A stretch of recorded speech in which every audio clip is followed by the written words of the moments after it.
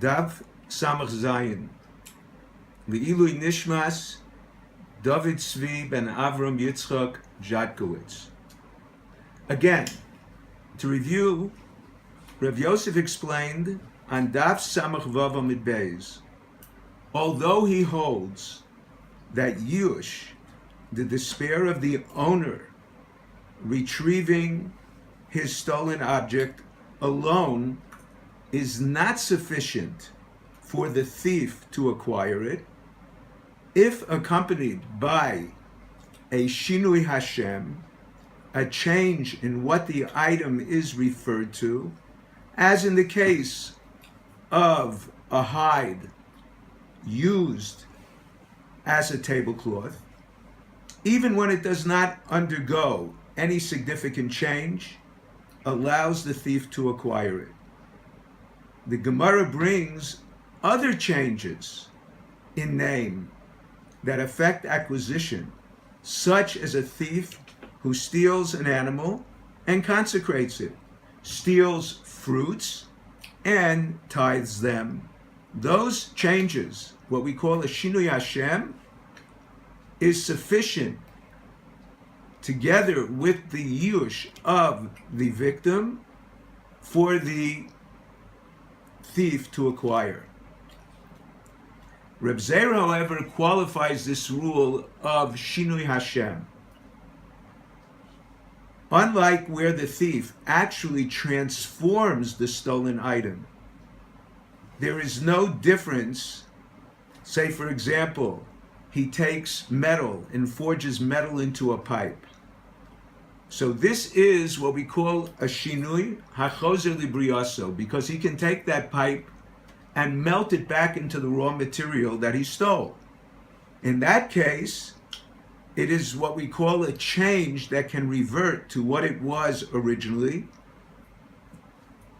Still, in that there where he actually transformed the item, even though it's a Shinui HaChozer Libriaso, the Ganav, the thief, still acquires the object. However, when it's a Shinui Hashem, something which is transformed only in reference and not actually changed in form, then Reb Zeir says that Shinui Hashem is not Kona. So in other words, even though Rav Yosef says Shinui Hashem with Yush is enough for the Ganav to acquire the stolen object, still that's not the case where it's a Shinui HaChozer Libriaso, a change that reverts to its original state. The Gemara explained earlier and brought the source in the Torah that a thief acquires an object transformed. How do we know Shinui Koneh?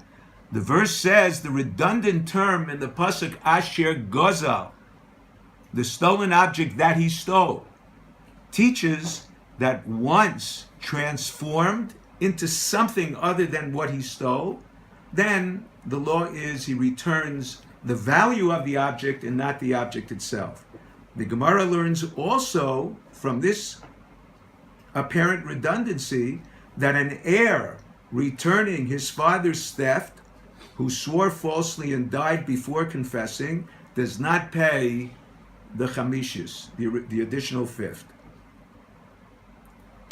Ula quotes a verse in Malachi as proof for Rav Yosef that Yush is not Koneh. The pasuk reprimands, the Navi reprimands the Jewish nation for bringing stolen animals as sacrifices. It compares them to blemished animals that are disqualified fully. Now, if Yush would acquire, then the stolen animal could be brought by the thief after Yush. Now it's his. It would not be a mitzvah ba'avera because the sin of theft ended with Yush. The Gemara brings two proofs to support Rav Yosef's claim that Yush is not Koneh. The first proof is Ula. He quotes a verse in Malachi where the Navi reprimands Klal Yisrael for bringing stolen animals as sacrifices.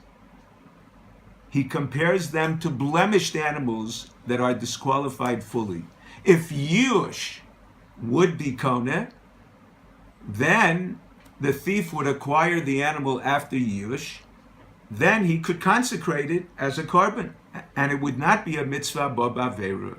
However, since we see the Navi compares a stolen animal to a blemished animal, apparently Yush is not Koneh.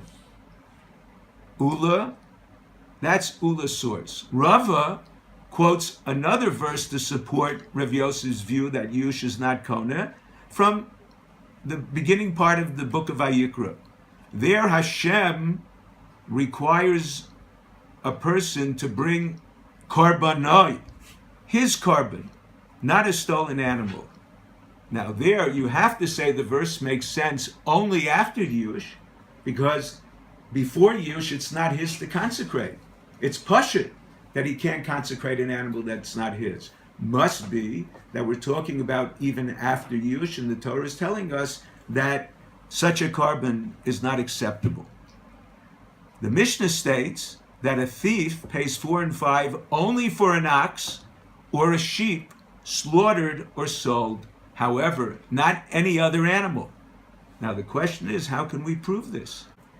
Now apparently we can learn from a Gezerah Shavah to Shabbos. By Shabbos it says, sure, that a person has to rest his shore on Shabbos, and we learn from that pasuk that to extend the obligation on a person to rest his animals not only to his shore, not only to his chamor, but any animal whatsoever. If we would learn from Shabbos to theft, here it says shore and there it says shore, and we learn in Gezerah Shavah, we should apply this principle and assume just like by Shabbos it applies to all animals, the law of 4 and 5, where a person slaughters or sells an animal he stole, he should pay, regardless of what kind of animal it is. The Gemara comes along and tells us because the word shor and seh is used in the pasuk more than once,